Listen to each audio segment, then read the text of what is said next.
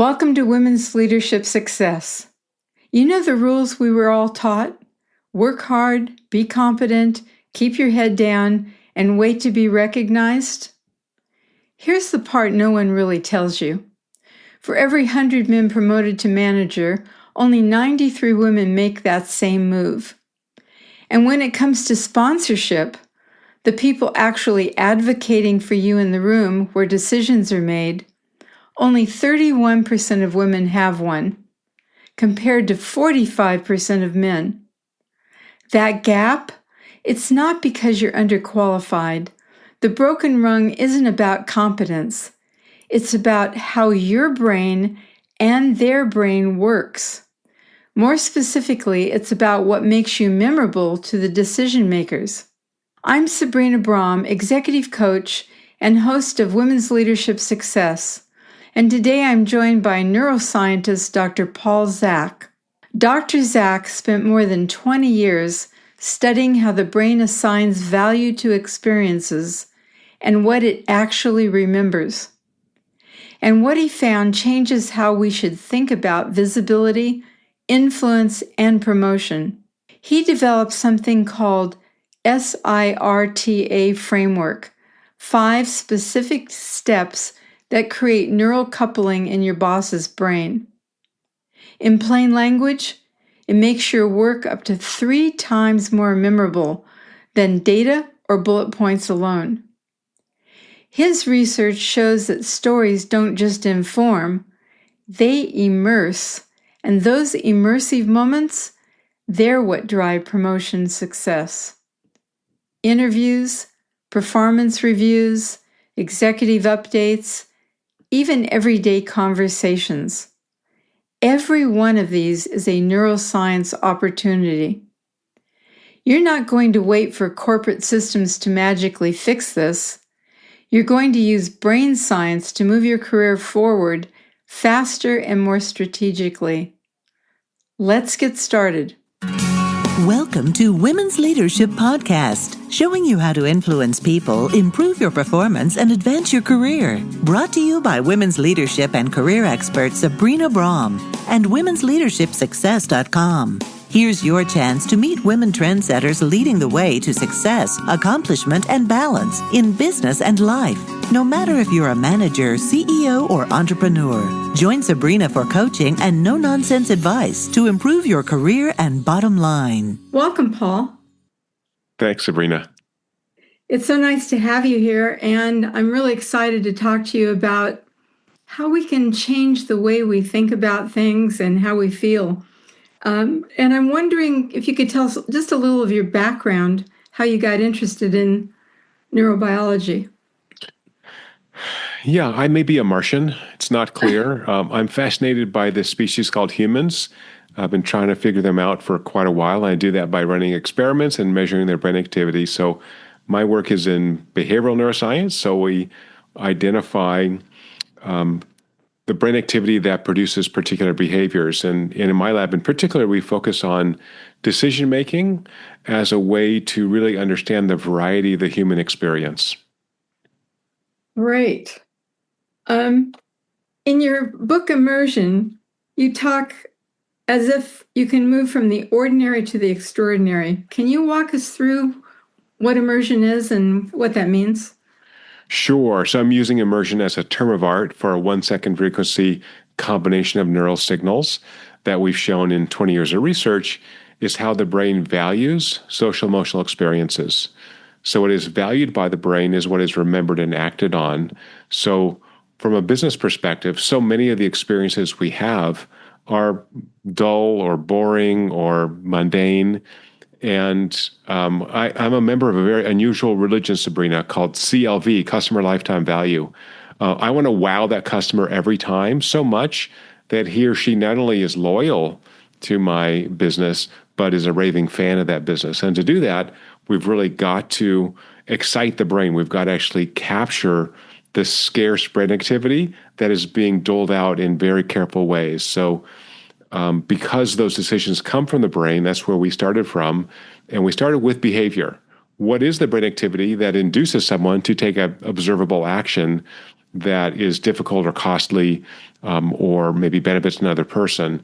And so we worked backwards until we found this combination of signals that, as far as we can tell, is how people value an experience. And from a brain perspective, the brain's so energy hungry to run at full speed, we idle most of the time.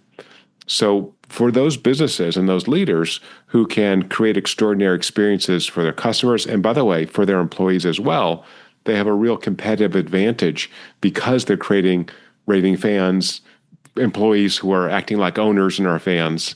And so that's the work we've been doing for the last 10 years or so.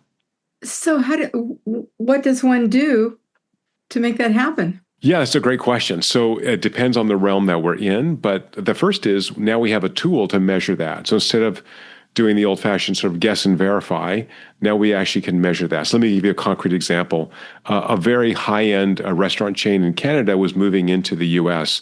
and was using our technology to create extraordinary customer experiences. So they asked me to be a secret shopper at one of their California restaurants.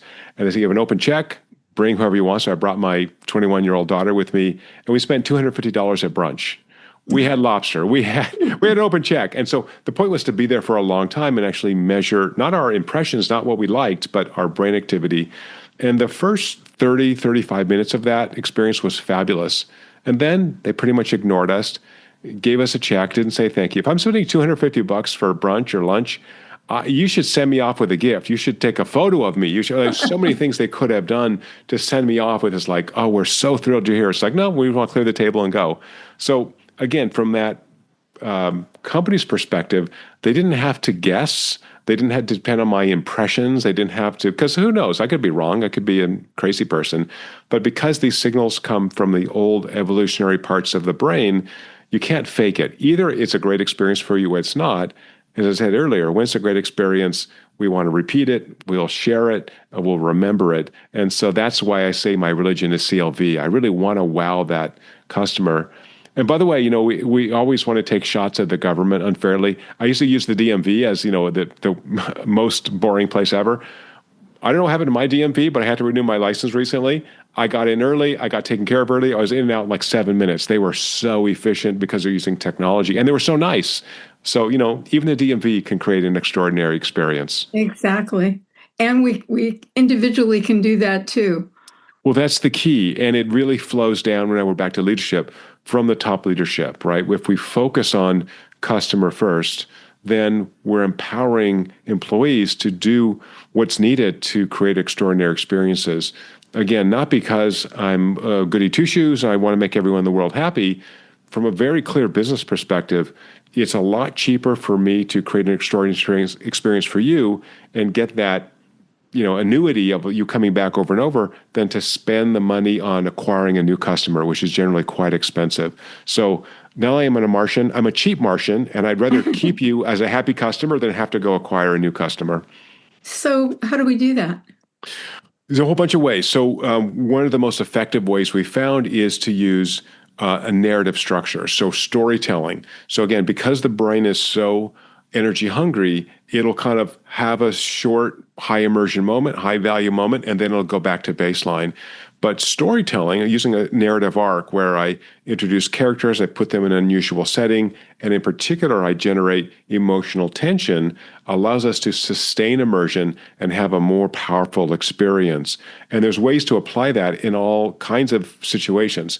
There's something called narrative retail. So I can think of how you transit through my store as telling a story about our brand or our product or our service. There are ways to do that when we communicate with other people. So when that waiter or waitress at that high-end restaurant greets me and my daughter, why not tell me this story? I'll suppress the name of the restaurant because maybe I'm not supposed to say it, but very high-end restaurant in Newport Beach, California, and it's got a funny name. Why is that name? I'd love to know. It'd be interesting. Hi, welcome to name of restaurant. This restaurant was named for so-and-so, who is a famous person in blah, blah, blah. Oh, okay. Well, I'm intrigued. That's interesting, right? So there's little ways to essentially create this experience. And that experience is emotional, right? Emotions are how the brain tag experiences with value. So I've got to create that emotional response for you to build an attachment to that experience that I'm having. So how would you do that at work with as a leader? How are you going to do that with your employees? Really, I think, again, it's storytelling. So what we found is that even for uh, very technical presentations to, say, your employees, I still want to lead with a story. And so you may know that all the big professional services organizations, the EYs, the Accentures, have storytelling units. They train their consultants to be able to tell stories. And so that story may be the story of a customer who had a great experience or a terrible experience. It may be a story of the founder of this company that we're going to help turn around. That storytelling fixes that information in the brain, and then I can follow up with that with the technical details, say on slides, but really leading with a story is important. I like to do that in our daily huddle. So in my group, we have a daily huddle. I love the 5-minute standing daily huddle because then we can't, drink coffee for too long. And in that, I want to really tell a story about what our plan is for today, right? So today, here's the key problem that we really need to focus on solving.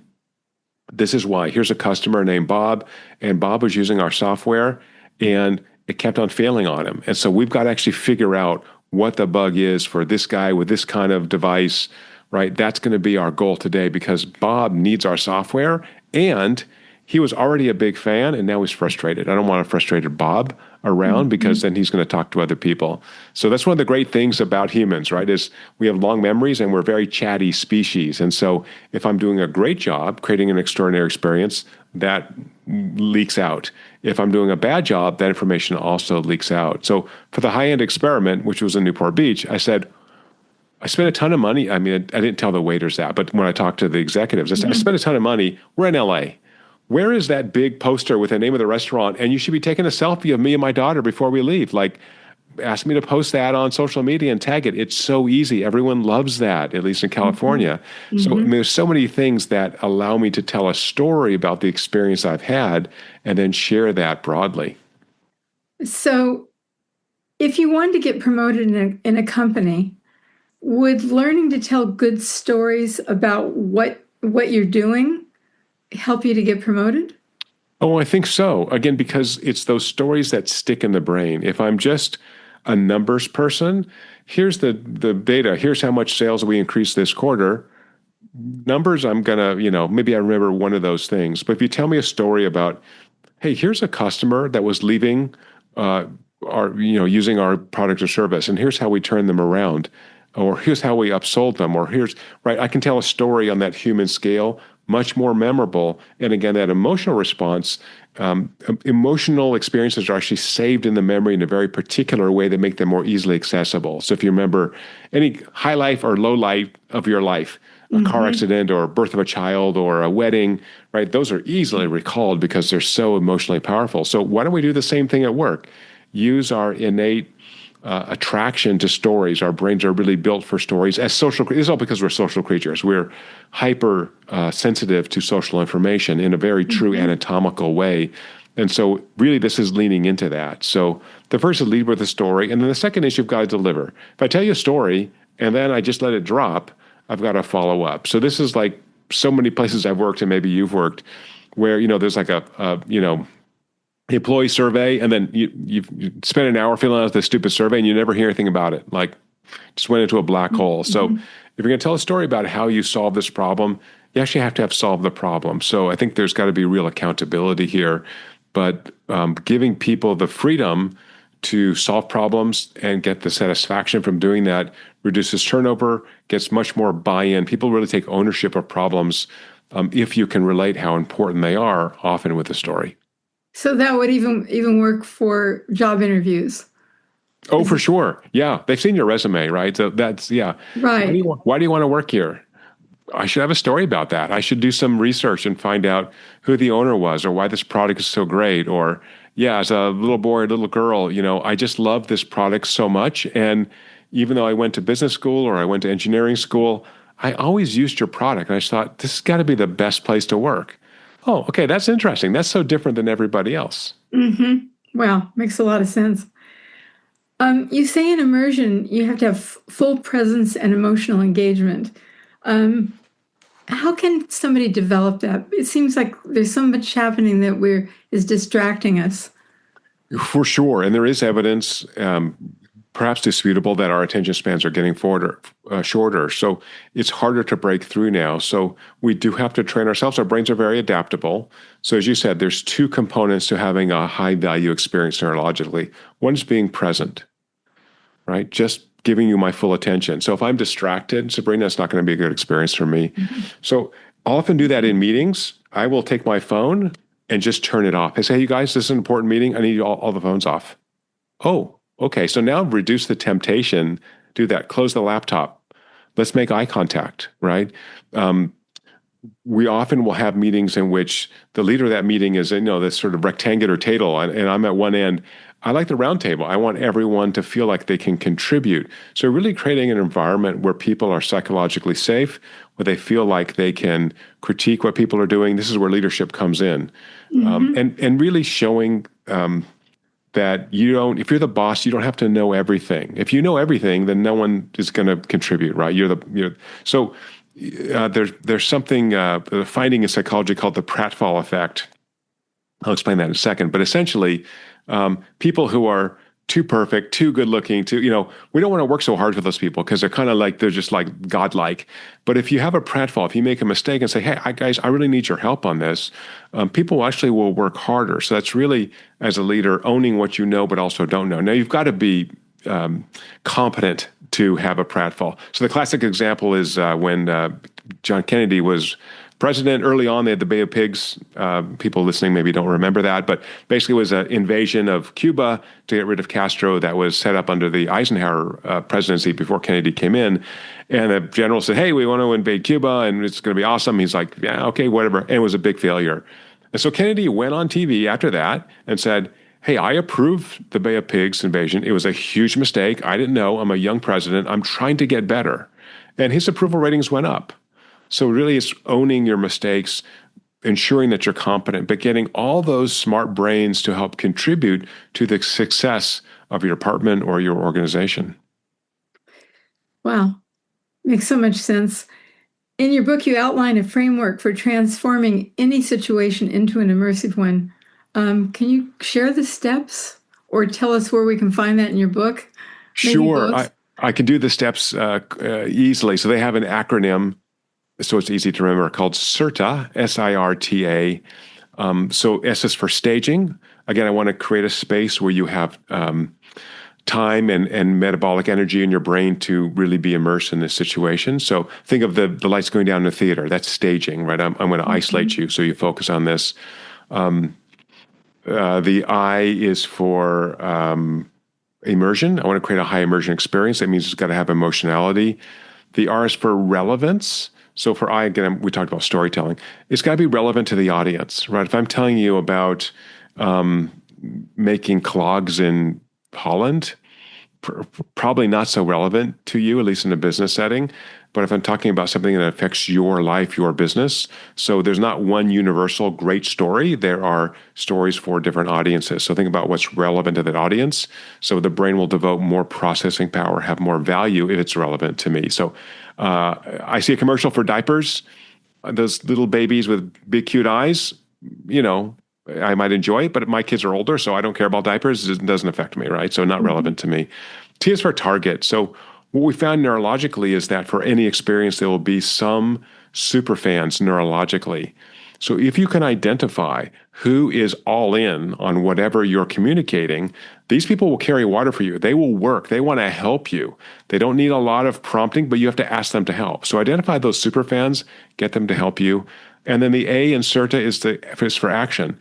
If you are communicating, you should have a call to action. Right? I'm not just telling you a story to tell you a story. Maybe I do that with my family, but at work I'm not. Make sure there's a call to action. And when that call to action happens at a point of high value, high emotionality, it's more likely to be effective. Right? In my example earlier, our customer Bob is going to lose money if we don't solve this problem in the next 2 days. You guys, we got to do this now. It's number one priority. Bob needs us. You guys know Bob. I talk to him every day. He's one of our best customers. We got to get on this now. Okay, you can hear in my voice, right? I am communicating that. Mm-hmm. And by the way, neurologic immersion is contagious, right? If I were talking in a monotone, it communicates that it's not very important to me. Right. But I'm putting energy in, like, holy crap, we got to do this thing. Bob needs us now. We got one of our best customers, and we screwed up. We got to fix this thing right away. Okay, good. This guy's right. I'm not screaming at you. That's a different thing. That's going to go too far.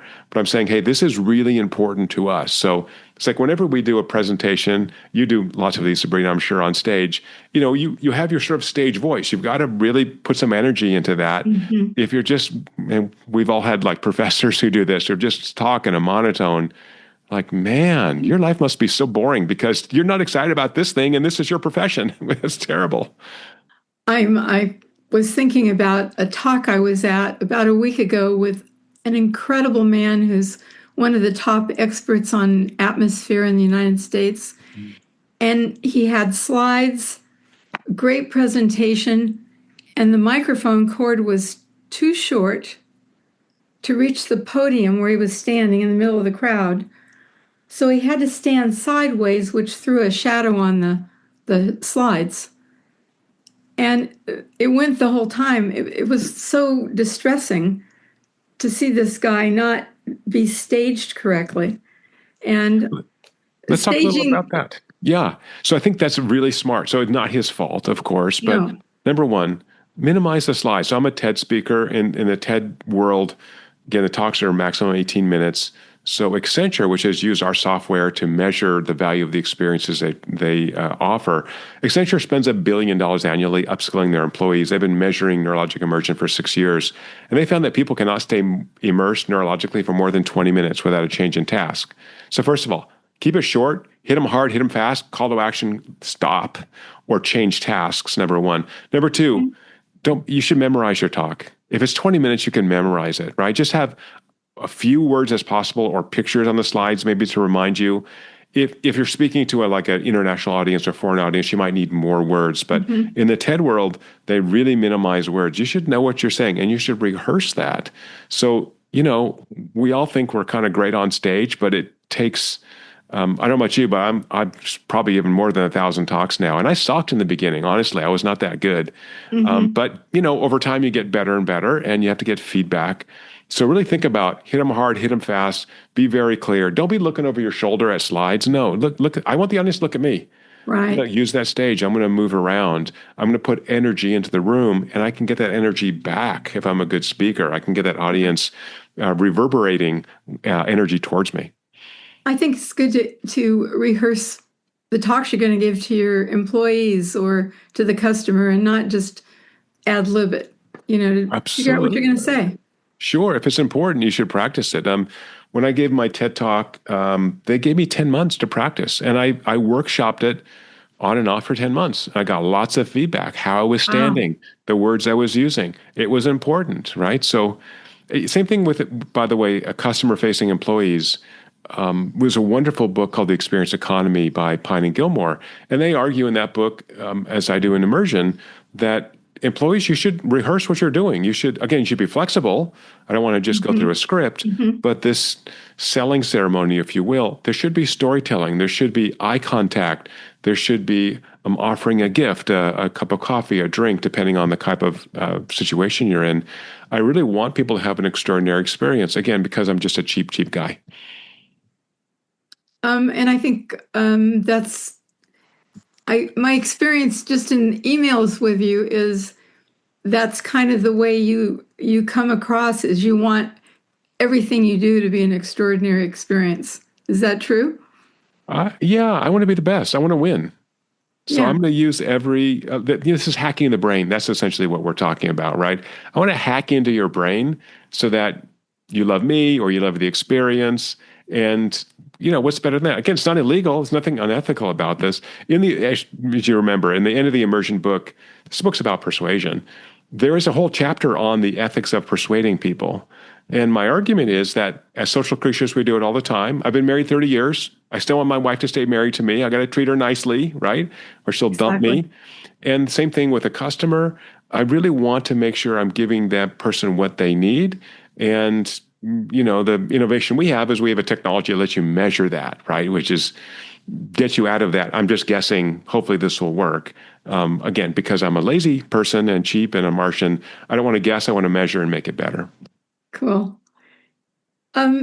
What's a myth in neuroscience and behavior that leaders would do well to let go of? Oh gosh, there's so many.